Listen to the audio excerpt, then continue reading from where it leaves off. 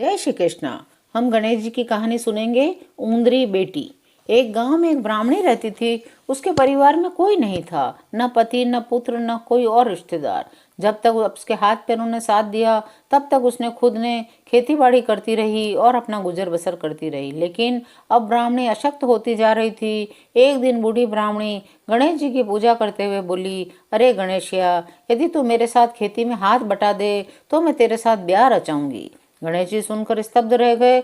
उनके भक्त मनोकामना पूरी होने पर फूल माला चढ़ाते, कोई मिष्ठान पकवान का भोग लगाता, कोई जरी का कपड़ा भेंट करता, कोई भूमि, कोई अन्न, कोई धन भी भेंट करता था। परंतु इस बुढ़िया को इस उम्र में ये क्या सूझी कि मनोकामना पूरी होने पर मुझसे ही ब्याह करने की मानता बोली है। प्रभु भक्तों के आगे झुक जाते हैं।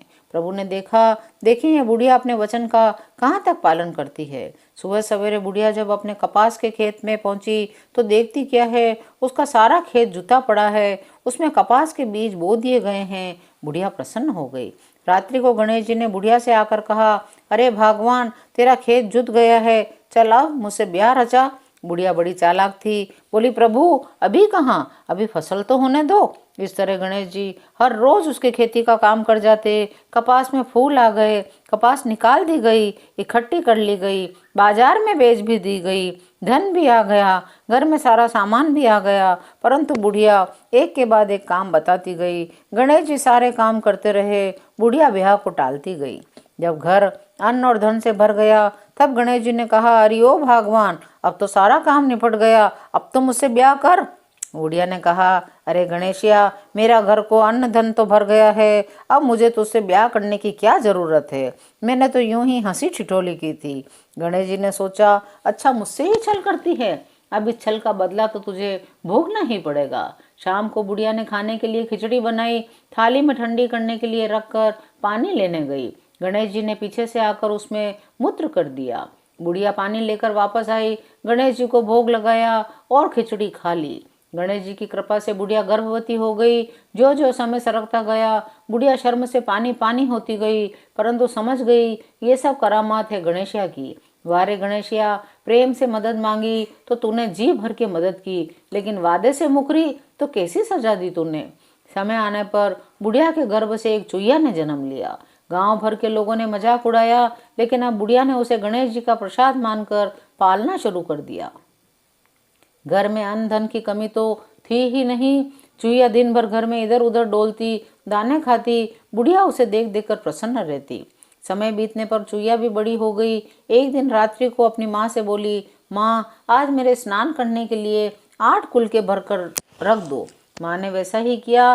गणेश कन्या घर की छत पर से जब नहा कर निकली तो खूबसूरत जवान कन्या में बदल चुकी थी। उसी समय राजा अपने महलों की छत पर घूम रहा था। इस कन्या के रूप लावण्य की चमक वहां तक जा रही थी। राजा ने इस चमक का पता लगाने के लिए अपना भेष बदला, बुढ़िया के घर तक जा पहुंचा।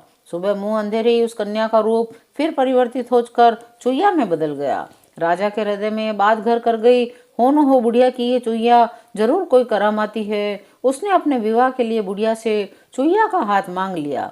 सारे ग्रामवासी आश्चर्यचकित रह गए, पर राजहट के आगे कौन बोले। धूमधाम से राजा ने चुईया से ब्याह रचाया। अब चुईया राजमहल में आकर इधर उधर डोलती। रात्रि को चुईया स्नान कर खूबसूरत कन्या में बदल जाती। सुबह फिर चुईया बन जाती।